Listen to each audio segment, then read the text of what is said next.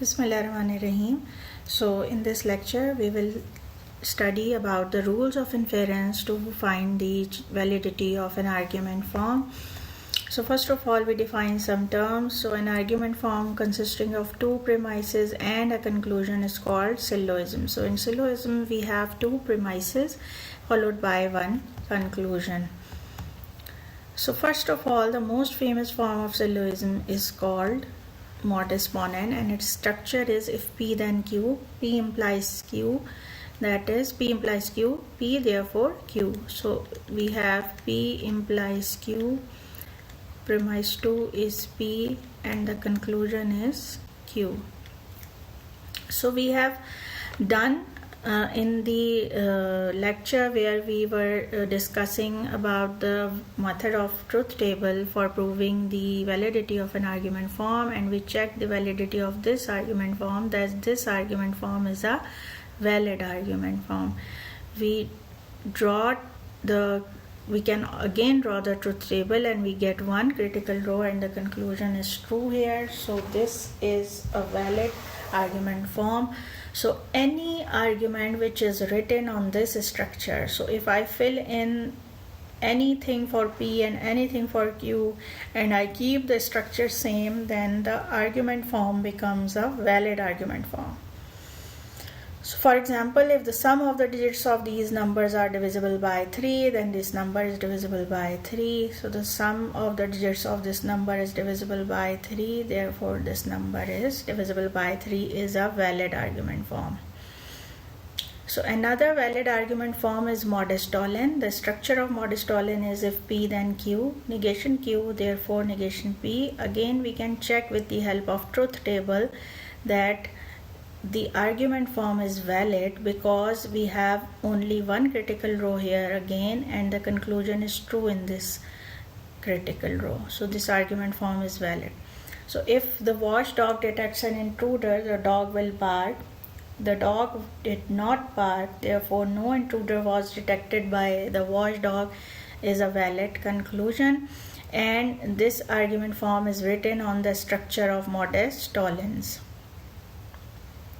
Now few more argument forms which are valid are generalization. For example, if we know that P is a true statement, then we can always generalize that P or Q is true statement, because if we disjunction P with any other statement, whether the statement is true or false, then due to the truth value of P, the combination of P or Q becomes true. Also, Q can be generalized as P or Q. So if we have P and we require P or Q, then we can take P or Q because of this generalization, and similarly Q generalizes as P or Q. So next we have another law which is called specialization. So in specialization, if we know that P and Q is a true statement or P and Q is premise, then we can always specialize that P is also true, because if P and Q is true, then P and Q both must be true. So we can specialize P or we can specialize Q here. So in generalization, we go from one proposition to two propositions, and in specialization, we go from two propositions to one proposition. This is the difference. Also in generalization, we generalize to or statement, and here we specialize from and statement to a single propositional statement.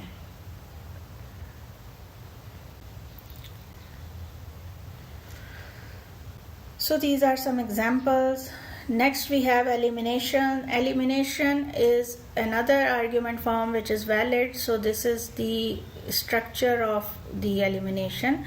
So if we know that P or Q is a true statement, so this is our premise 1, and we know that negation Q is true, so it means that P must be true. So if P implies Q is a true statement with Q is a false statement, then P must be a true statement. Similarly, if P or Q is a true statement with P is a false statement, then Q must be a true statement. So this is elimination, and this is an alternate form of modus tollens. You can see here, if we write P or Q as the implication, that is negation P implies Q, then this argument form becomes negation P implies Q, negation Q, therefore P.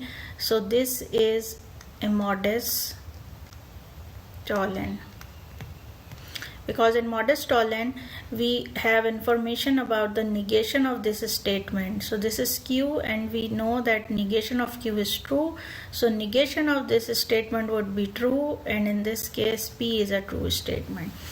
So we can apply elimination directly, or we can convert it into the implication and apply modus tollens here.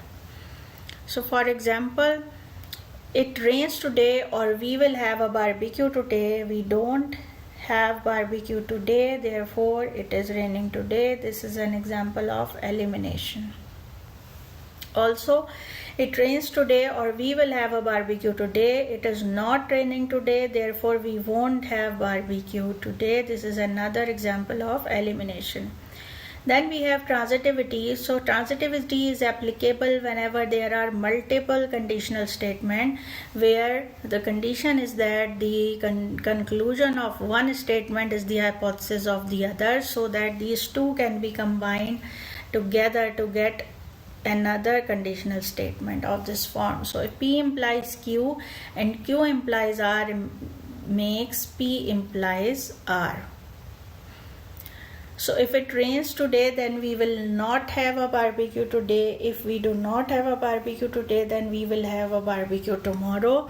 Therefore, if it rains today, then we will have a barbecue tomorrow is a valid argument form on the structure of transitivity. Now there are certain errors in reasoning. For example, if we are given with the argument form, if Zeke is a cheater, then Zeke sits in a back row. Zeke sits in the back row, therefore Zeke is a cheater. So this sounds like modus tollens and modus ponens, but actually it is not, because if we see here, then Zeke is a cheater, then Zeke sits in a back row is in this form of argument form. P implies Q. Zeke is a cheater, this is Q, therefore Zeke sits in a back row, this is Q, therefore Zeke is a cheater, this is the conclusion. So this structure doesn't comparable or doesn't equivalent to the modus ponens or tollens, because in modus ponens we have information about the hypothesis, and in modus tollens we have the information about the negation of the conclusion. So in this case, none of these conditions are met. So we can also see that by drawing the truth table, that we have two critical rows and the conclusion is false in one of the rows. So this is not a correct or valid argument form, and this error is called the converse error. Similarly, on the same lines, we have an inverse error where we have the structure like this: P implies Q, negation P implies negation of Q. So here we have the information about the negation of the hypothesis, which was not required. So for example, if interest rates are going up, stock market prices will go down. Interest rates are not going up, therefore stock market prices will not go down. This is an invalid argument form, and this is called an inverse error. Again, we can construct the truth table and we get two critical rows and the conclusion is false in one of the row, so the argument form is invalid. So now let's do some examples. So here we have, if you send me an email message, then I will finish writing the program. So suppose we have this variables assumed. You send me an email message, I will finish writing the program, I will go to sleep early, and I will wake up feeling refreshed. So if you send me an email message, then I will finish writing the program, becomes P implies Q. This is our first premise. If you do not send me an email message, then I will go to sleep early. If you do not send me email message, so this is negation. P implies I will finish writing the program is Q. I will go to sleep early. So this is R, sorry. This is R. And if I go to sleep early, then I wake up feeling refreshed. So this becomes R implies feeling refreshed. So this is P1, P2 and P3. Lead to the conclusion if I do not finish writing the program. So the conclusion is, therefore, if I do not finish writing the program, then I will wake up feeling refreshed. So we can apply transitivity here because all of these three are conditional statement, and we can see that this is the conclusion R here and the hypothesis R here. So we can apply transitivity on 2 and 3. So 2 and 3 by transitivity we get negation P implies S. So we number it by 4. Now this negation P implies S can be equivalently written as negation S implies P by contrapositive form. So contraposition, we can write an equivalent way of this. So combining this 5 with 1, so 1 and 5 by again transitivity, we get negation S implies P and P implies Q. So therefore we get negation S implies Q. Negation S implies Q, and the conclusion was negation Q implies S. So we take the contrapositive of this statement and we get it alternatively as negation Q implies S. Hence the given conclusion is, and the conclusion is valid. So this is a contrapositive. So we can always use the laws of inference together with any equivalent form of the proposition. So as we know that the equivalent form of implication, we know that the equivalent form of conditional statement is equivalent to its contrapositive, and so on. Any equivalent laws we can use here, but we cannot apply any operation on ourselves. So for example, we cannot take negation of any proposition at our own. We can only apply the rules which are equivalent, yani we can replace one proposition with another equivalent proposition, but we cannot apply negation on any proposition because it makes the proposition false.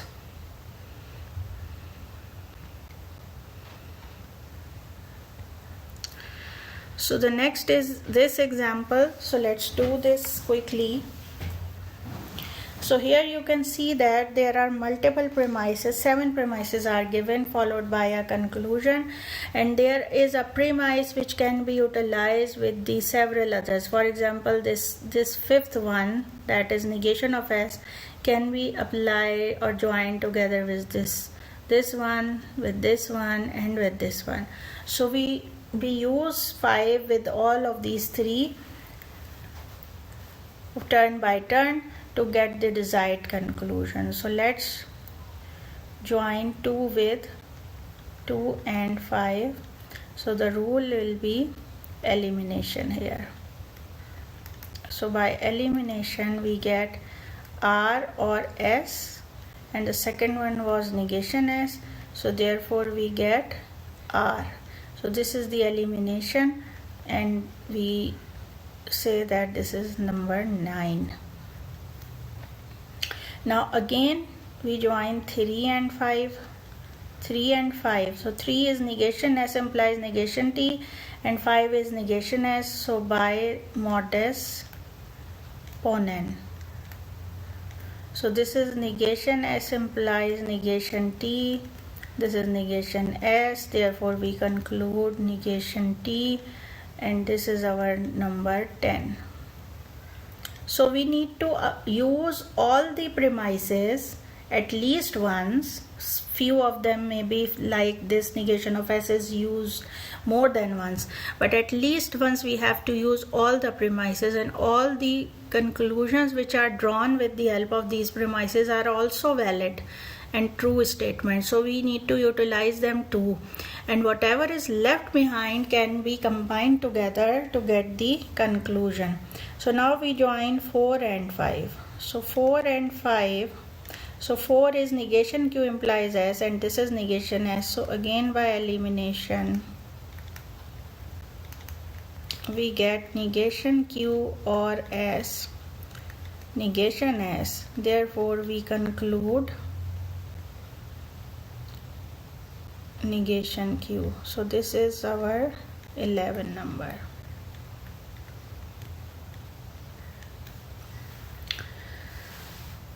So now we have used this one, sorry, not this one, this one, this one, and this one, and this one also utilized. Now we are left with the first one, P implies Q,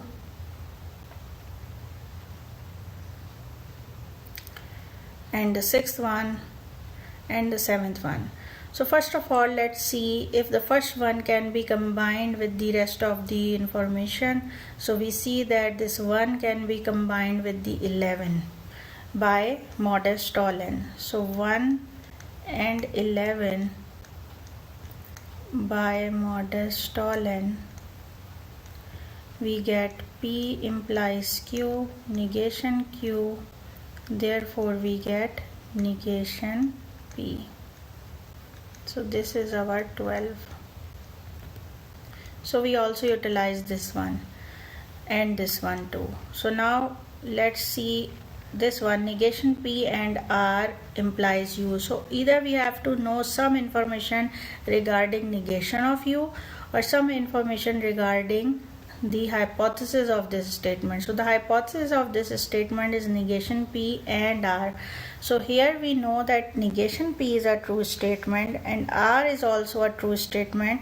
So we can add or take conjunction of these two. So we can always do the conjunction if we know that both of the statements are true. Otherwise we cannot take the conjunction. So from 9 and 12 by addition, so this conjunction is also called the addition. So by addition we get negation P and R. Okay, so we get is 13, the number 13. So now using 13 on 6, so 6 and 13 by modus upon n, we get U. So this is our 14. Now this is again utilized, this is also utilized, this is also utilized. Now we get negation T, U and W or T. So this 7 can be combined with 10 now. So from 7 and 10 by elimination,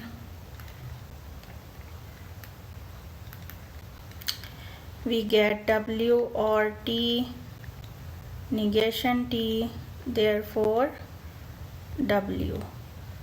So this is our 15.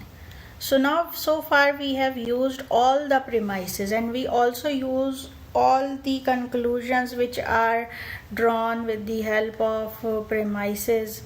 Only the two of the conclusions are left, U and W.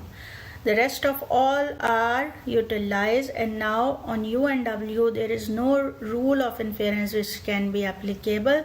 So these are left behind conclusions, and these can be joined or adding or conjunction together to get the valid conclusion. So the valid conclusion that can be drawn from here would be U and W. So this is also given to us. So if the conclusion is not given, then what we have to do? We have to utilize all the premises, all the conclusions which are drawn from the use of those premises, and whatever is left behind after doing this is the conclusion, and we combine all that information by using the conjunction to give the valid conclusion.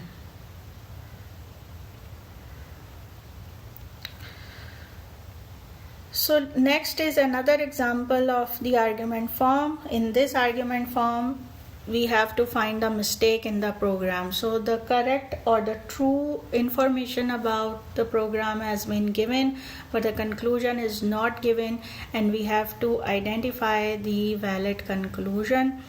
So from here you can see that there is an undeclared variable, or there is a syntax error in the first 5 lines. So we first need to translate this into the symbolic form. So suppose this represents U, or syntax error is representing by S. Now if there is a syntax error in the first 5 lines, then there is a missing semicolon, or a variable name is misspelled, or the variable name is misspelled. There is not a missing semicolon, so not missing semicolon, not a misspelled variable name, so not a misspelled variable name. So we have first as U or S, the second one is S implies M or N, and the third one is negation M, and the fourth one is negation N. So let's see how we can combine together it. So we have the second premise, which is S implies M or N. So we should either know about the hypothesis or about the negation of the conclusion. So the negation of the conclusion is negation M and negation M. This is by using De Morgan's law. So we have the negation of these two statements from 3 and 4. So from 3 and 4, by addition, we get negation M and negation N. And this is equivalent to negation of M or N by De Morgan's law. So we can use it here. So from, let me give it a number 5. So from 2 and 5, by modus tollens, we get negation S. So this is our 6th statement, negation S. So this negation S together with 1, so 1 and 6, by elimination we get U or S, negation S, therefore U. So this is the conclusion. All the premises are utilized, all the conclusion are utilized, only this one is left, which is the valid conclusion. So U means the mistake in program is there is an undeclared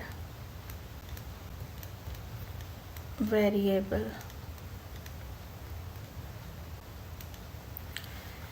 So this is it about the argument forms. So first we have observed that how we solve the validity of the argument form by using truth table. Then we proved some laws of inference, and then further we utilize those laws of inference for proving the complex argument forms.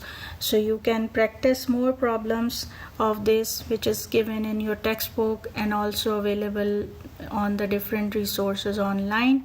Thank you very much.